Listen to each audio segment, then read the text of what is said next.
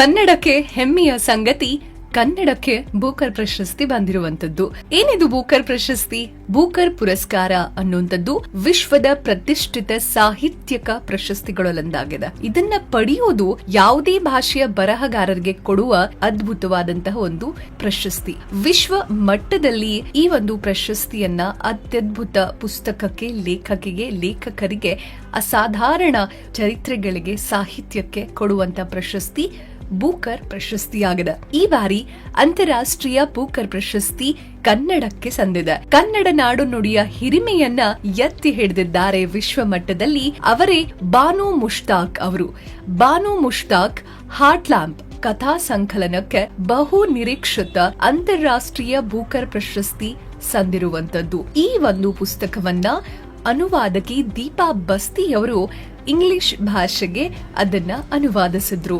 ಬಾನು ಮುಷ್ತಾಕ್ ಅವರು ಹಾಸನದಲ್ಲಿದ್ದು ಕಥೆಗಳ ಮೂಲಕ ಬದುಕನ್ನ ದಾಖಲಿಸುತ್ತಾ ಹೋದ ಹೋರಾಟಗಾರ್ತಿ, ಬಂಡಾಯ ಸಾಹಿತಿ, ವಕೀಲೆ, ಪತ್ರಕರ್ತೆ. ಬಾನು ಮುಷ್ತಾಕ್ ಅವರು ತಮ್ಮ ಸಣ್ಣ ಕಥಾ ಸಂಕಲನ ಹಾರ್ಟ್ ಲ್ಯಾಂಪ್ ಮೂಲಕ ಅಂತಾರಾಷ್ಟ್ರೀಯ ಬೂಕರ್ ಪ್ರಶಸ್ತಿಯನ್ನ ಗೆದ್ದ ಕನ್ನಡ ಭಾಷೆಯಲ್ಲಿ ಬರೆಯುವ ಮೊದಲ ಲೇಖಕಿ ಎಂಬ ಹೆಗ್ಗಳಿಕೆಗೆ ಪಾತ್ರರಾಗಿದ್ದಾರೆ. 1990 ರಿಂದ 2023 ನಡುವೆ ಮುಷ್ತಾಕ್ ಬರೆದ 12 ಸಣ್ಣ ಕಥೆಗಳನ್ನು ಒಳಗೊಂಡಿರುವ ಹಾರ್ಟ್ ಲ್ಯಾಂಪ್ ದಕ್ಷಿಣ ಭಾರತದಲ್ಲಿ ವಾಸಿಸುವ ಮುಸ್ಲಿಂ ಮಹಿಳೆಯರ ಕಷ್ಟಗಳನ್ನ ಕಟುವಾಗಿ ಸೆರೆ ಹಿಡಿದಿರುವಂತದ್ದಾಗಿದೆ.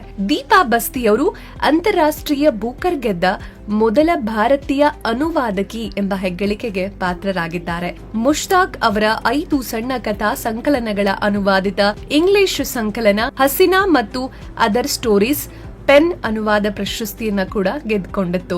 ಮುಷ್ತಾಕ್ ಅವರ ಬರಹಗಳು ಕರ್ನಾಟಕ ಸಾಹಿತ್ಯ ಅಕಾಡೆಮಿ ಪ್ರಶಸ್ತಿ ಮತ್ತು ದಾನ ಚಿಂತಾಮಣಿ ಅತ್ತಿಮಬ್ಬೆ ಪ್ರಶಸ್ತಿ ಸೇರಿದಂತೆ ಹಲವಾರು ಪ್ರತಿಷ್ಠಿತ ಸ್ಥಳೀಯ ಮತ್ತು ರಾಷ್ಟ್ರೀಯ ಪ್ರಶಸ್ತಿಗಳನ್ನ ಗೆದ್ದಿರುವಂತದ್ದು.